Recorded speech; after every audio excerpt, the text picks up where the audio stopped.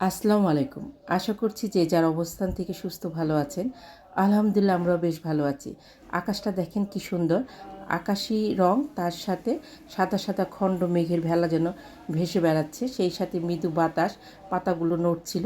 ভীষণ ভালো লাগছিল।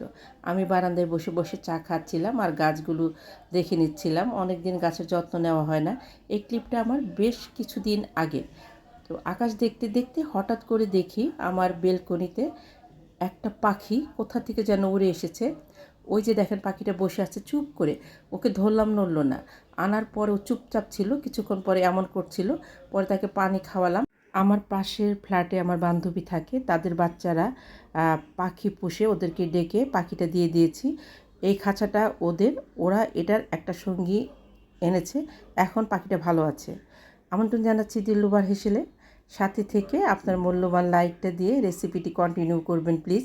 আমি আজকে লোট্টে মাছের শুটকি, দুটো আলু, একটা মাছের সাথে বেগুন, পেঁয়াজ কুচি, রসুন কুচি, কাঁচামরিচ কুচি দিয়ে হাতে মেখে চচ্চড়ি করেছিলাম, যেটা খেতে ভীষণ ভালো লেগেছে। আমি এখানে ছোট সাইজের লোট্টে মাছ যেটা আছে সেটাকে সুন্দর করে কেটে ধুয়ে নিয়েছি। আমি লোট্টে মাছ সাধারণত ঠান্ডা পানিতে ধুয়ে তারপরে গরম পানি দিয়ে ধুয়ে নিই। আমি যে ফ্রাই প্যানে রান্না করব সেই ফ্রাই প্যানে সরাসরি আলু, বেগুন, রসুন এবং পেঁয়াজ কুচি দিয়ে নেব। সেই সাথে পরিমাণ মতো লবণ দিয়ে আমি এটাকে খুব ভালোভাবে মেখে নেব। এটা খুব ভালোভাবে মেখে নিতে হবে। এটা মাখতে মাখতে নরম হয়ে যাবে। খুব ভালোভাবে মেখে নিলে এটা রান্না হতে সময় কম লাগবে। বেগুনটা ইচ্ছে করলে পরে দেওয়া যায়, বেগুন তো গলে যায়, কিন্তু আলুটা একটু পাতলা করে কাটা আমি একসঙ্গে দিয়ে নিয়েছি। মাখতে মাখতে হাতে যখন পানি পানি লাগবে সেই সময় আমি এখানে 1 চা চামচ শুকনো মরিচের গুঁড়া, 1/2 চা চামচ হলুদের গুঁড়া, 1 চা চামচ ধনিয়ার গুঁড়া দেব।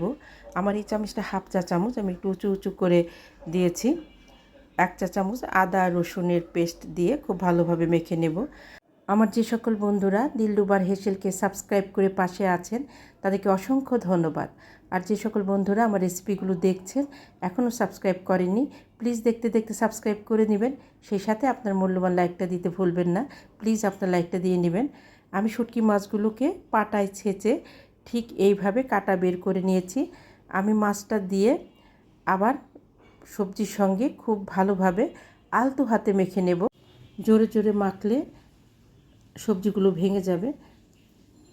দেশ দেশের বাইরে দূর দূরান্ত থেকে যে সকল দাদা দিদি ভাই বোন বন্ধু, সেই সাথে আমার সাধারণ দর্শক বন্ধু যারা আছেন আমার রেসিপিগুলো দেখে সুন্দর সুন্দর কমেন্ট করছেন, আমি তাদের প্রতি ভীষণভাবে কৃতজ্ঞ। প্লিজ এভাবেই পাশে থাকবেন, সেই সাথে আপনার লাইকটা দিতে ভুলবেন না। আমি কিছু কাঁচামরিচ এবং হাত ধুয়ে পানি এবং পরিমাণ মতো তেল দিয়েছি। পানি এবং তেল দেওয়াটা স্কিপ হয়ে গেছে। এটা আপনারা আপনাদের পরিমাণ মতো দিয়ে নেবেন। পানির পরিমাণটা খুবই অল্প দিতে হয়। আমি গ্যাসের ফ্লেম অন করে এটা বসিয়ে রেখেছিলাম। মাঝখানে একবার নেড়ে দিয়েছি। আমার রান্না প্রায় শেষ। আমি কাঁচামরিচ দিয়ে একটু নেড়ে চেড়ে ঢেকে সার্ভ করে দেখাচ্ছি। আমরা সাধারণত ছোটো মাছটা এভাবে মেখে রান্না করে থাকি। শুটকি মাছটা ওইভাবে মেখে রান্না করে দেখবেন, খেতে ভালো লাগে। অনেক সময় গ্যাসের পাশে দাঁড়িয়ে থেকে রান্না করতে কষ্ট হয় গরমের জন্য বা বিভিন্ন কারণে, তখন এভাবে মেখে ঝেঁকে রান্না করে দেখবেন, খেতে বেশ লাগে। আমার আলুটা সেদ্ধ হয়ে গেছে। নতুন বন্ধুরা অবশ্যই কমিউনিটি বা নতুন রেসিপিতে নক করবেন, তা না হলে খুঁজে পেয়ে ব্যাগ দিতে কষ্ট হচ্ছে। দিনের বেলায় ভয়েস দিচ্ছি, রোড সাইডে বাসা, প্লিজ শব্দগুলোকে ইগনোর করবেন। আপনাদের সকলের সুস্বাস্থ্য কামনা করে বিদায় নেব। নিজে ভালো থাকবেন, অন্যকে ভালো রাখবেন। আল্লাহ হাফেজ।